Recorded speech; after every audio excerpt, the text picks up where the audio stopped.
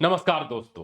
कल रात नई दिल्ली में जो दुर्घटना हुई है, रेल हादसा, हम सभी लोग जानते हैं कि जिस प्रकार से 144 वर्षों की महाकुंभ को लेकर एक हाइप क्रिएट किया गया है, उसको लेकर पूरे देश की जनता को ऐसा लग रहा है कि हम महाकुंभ में स्नान कर लेंगे तो हमें बहुत पुण्य की प्राप्ति होगी।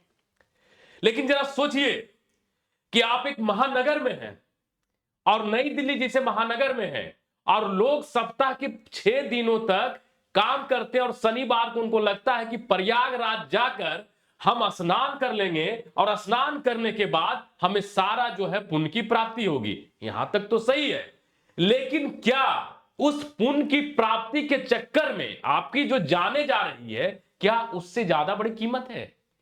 यदि आपकी जिस प्रकार से जान जा रहा है, महाकुंभ में जिस प्रकार से भगदड़ हुई, भगदड़ इस प्रकार से हुई थी कि कितने लोग मर गए, सरकार एग्जैक्ट डाटा नहीं दे सकी। उसकी बड़ी दुर्घटना हुई है नई Delhi railway station platform number 14, 15 और 16 पर।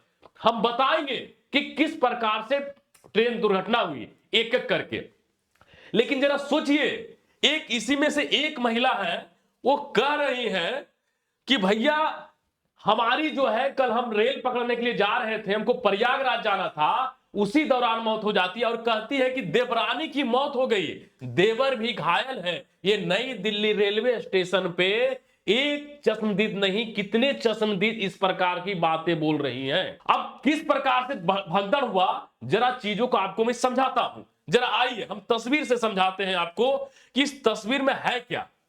सबसे पहले आप देखिए यहां पर क्या है कि ये 14 और 15 और 16 आपको पिक्चर जो है ब्लॉग जो है क्या है दिख रहा होगा, आपको बल्ब दिख रहा। यहां पर 14, 15 और 16 प्लेटफॉर्म पे कल शनिवार को अचानक भीड़ बढ़ती है।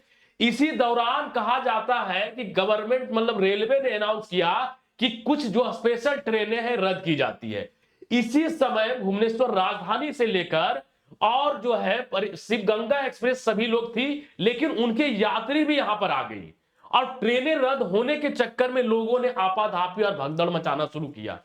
और स्थिति ये थी, जरा आपको हम इमेज में दिखाते हैं कि स्थिति ये थी कि जब यहां पर भीड़ बढ़ रही थी, इस इमेज में आप देखना, जब यहां पर भीड़ जो है काफी बढ़ रही थी, तो यहां पर देखने को क्या मिल रहा था, यहां पर ना तो रेल का कोई कर्मचारी था, ना कोई आरपीएफ था, ना कोई थी। इस दौरान पक्का जो है भगदड़ मचती है और भगदड़ मचने के बाद जो है दूसरी आप तस्वीर देखो, एकदम जो है तहलका मच जाता है और कितने लोग मारे जाते हैं इसकी डाटा अभी तक नहीं आ चुका है।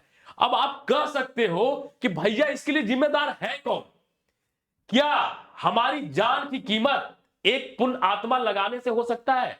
क्या हमारे देश में भगदड़ की ऐसी स्थिति कितने बार होता है, हम भगदड़ से क्यों सबक नहीं लेते हैं? क्या सरकार इसके लिए जिम्मेदार है?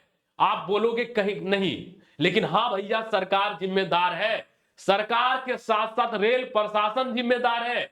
जब 2 ट्रेनें रद्द कर दी गई, एक ट्रेनें बची हुई थी, भीड़ चढ़ने के लोग उधर ही जाएंगे, ऐसी स्थिति में क्या होगा, भगदड़ तो मचेगी ही। इसी दौरान अब आपकी मौत चली गई है, अब आपकी मौत हो गई है, आपके अपने खो गए हैं। कुछ बाबा आएंगे और वो बाबा सीधा कहेंगे कि भैया ऐसा है कि महाकुंभ में तुम मरे हो, तुम्हें मोक्ष की प्राप्ति होगी, जैसे धीरेन्द्र शास्त्री जैसे बाबा। कितनी घटिया बयान! क्या इनको इस प्रकार से जो है बयान देना चाहिए? नई दिल्ली रेल हादसा हमें यह सिखाती है कि भीड़ के हिस्सा ना बने, जहां हो वहीं पर रहो और अपनी जो है पुण्य की आत्मा कमाओ। आपको याद है संत सूरदास जी कहे थे, जब उनसे पूछा गया कि आप गंगा क्यों नहीं गए, तो उन्होंने कहा कि मन चंगा तो कठौती में गंगा। तो मेरे भाइयों और बहनों, मैं इतना कहना चाहूंगा कि इस भगदड़ के चक्कर में अपनी जान ना दे, जाए जरूर जा कुंभ, लेकिन अच्छे तरीके से।